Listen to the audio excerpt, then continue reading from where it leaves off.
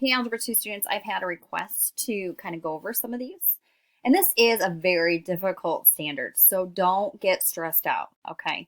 If you need to take the whole week to go over this, by all means, please do. Okay, this is not easy. So take your time and let me go over a few.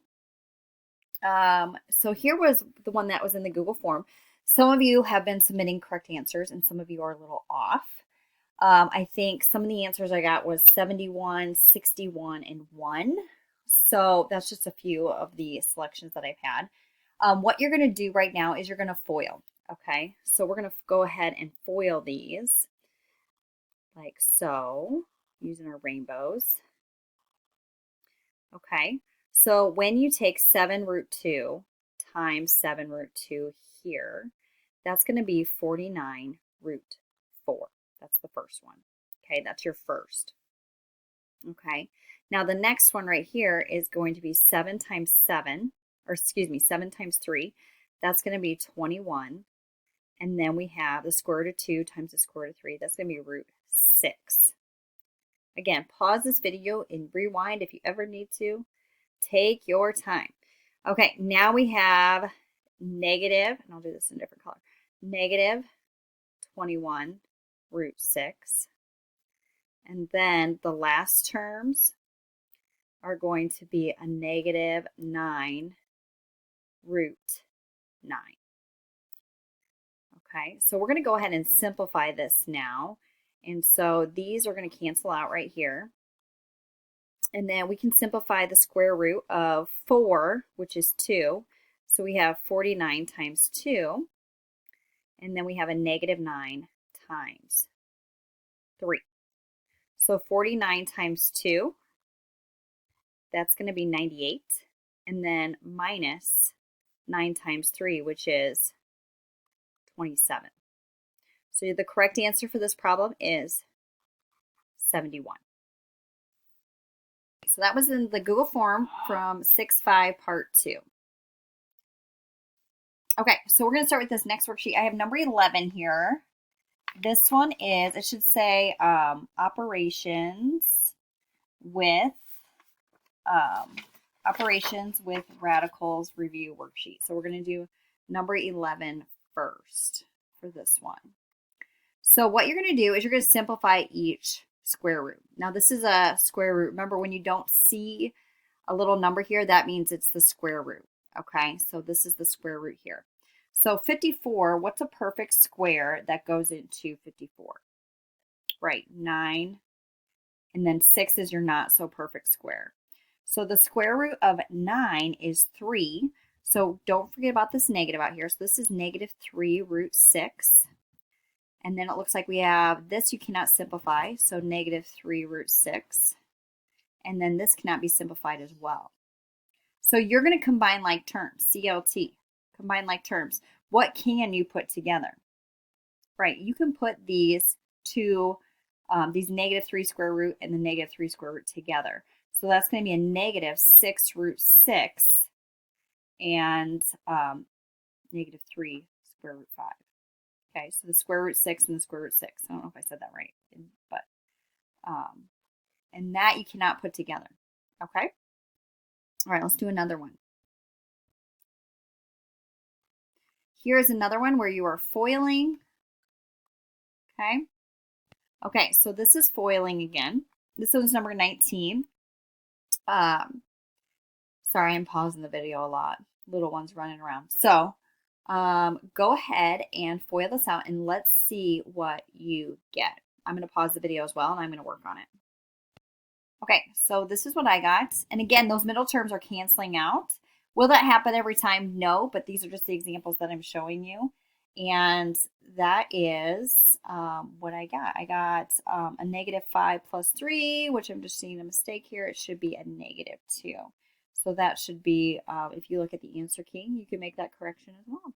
All right, awesome. Okay, now we're moving on to the next worksheet, and it should say simplifying radicals at the top. Okay, and I'm going to do number 8 here. And so what we're going to do is, this is a cube root. So you're looking for a perfect cube that goes into 24. And like I said, you might need to Google those. What are the perfect cubes?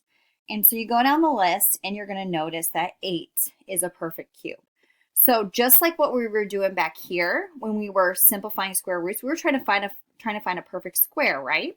So now that we have cubes here, okay, 24, what is a perfect cube that goes into 24 is 8. So we have the cube root of 8, and the not cube root number is 3. Okay, and then we also need to take the cube root of m to the third. And I like to kind of just separate them out that way. So the cube root of 8 is 2. The cube root of 3 cannot be simplified. The cube root of m to the third is just m, because you divide this power by the root. You're dividing the power by the root. So it looks like these are going to go on the outside here, and this is going to stay on the inside. So your final answer is going to be 2m root 3. Ta-da! All right, next one.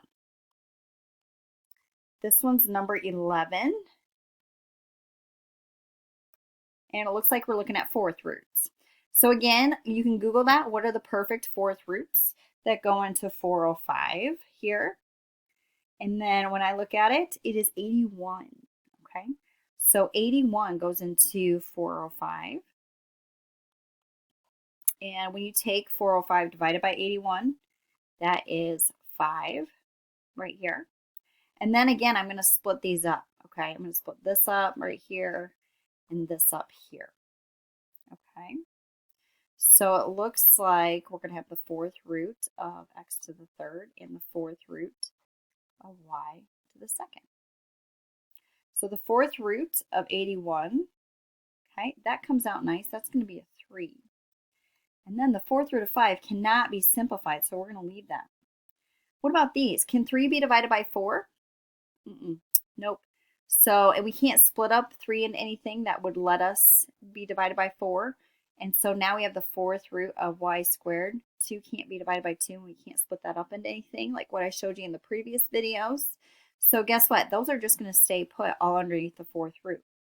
So your final answer is going to be 3. And then we have the fourth root of, what do we got here? We got a 5. And we got x cubed. And then y squared. And that is our final answer. All right, let's do another one.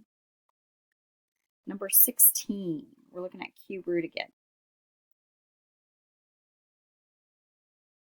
Okay, so we have the cube root of 56. And then x to the fifth, and then y. So again, what's a perfect cube that goes into 56? Right, 8. And then the not so perfect cube is going to be 7. We're going to split this up like this.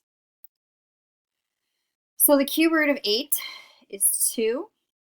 The cube root of 7 can't be split up, so we're just going to leave it like that. So 2 is good.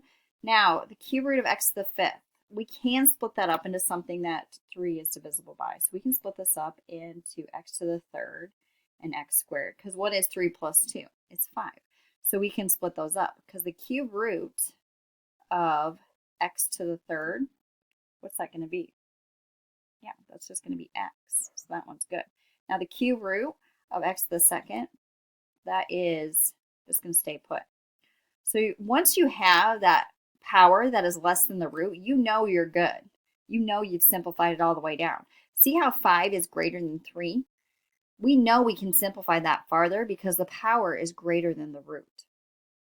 And what about here? This is y to the first, and this is the root of 3. Notice, okay, that power is less than the root, so we're good. We can't simplify that any farther.